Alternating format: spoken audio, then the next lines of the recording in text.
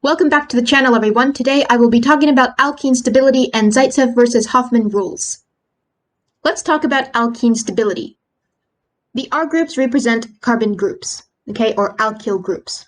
Now, this one over here has 4 R groups, and thus we are going to call it a tetra-substituted alkene. To the right, we have 3 R groups on this alkene, and so this is going to be a tri-substituted alkene. Moving along, we have this one, and this one. These all have 2 R groups, and these are what we're going to call di-substituted alkenes. Now this one here is the trans di-substituted alkene, and this one over here is the cis di-substituted alkene.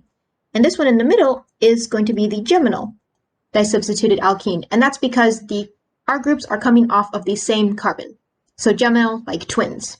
Now different sources say different things about the stability of trans disubstituted alkenes versus the geminal alkenes, so follow the order that your course does. Now comparing trans and cis alkenes, we know that the trans alkene is more stable than the cis alkene.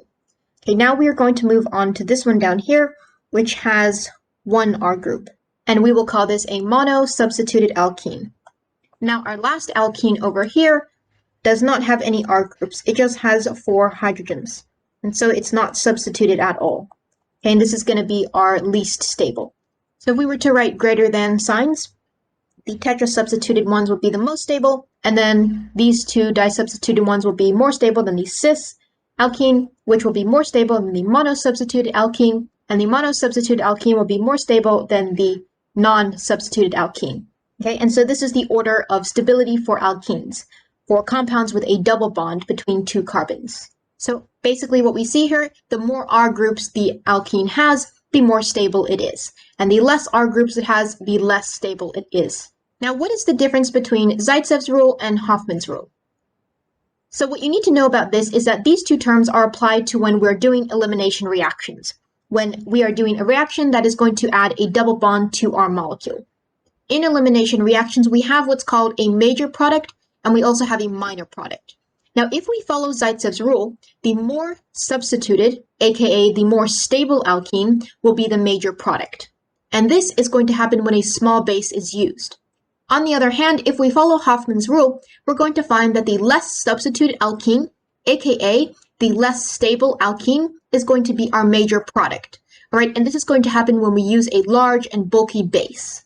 And here I've given some examples of small bases and some bulky bases. So small bases can include OH-, sodium hydroxide, ethoxide, etc. Bulky bases can include tert butoxide, LDA, and other bulky bases that might be included in your course.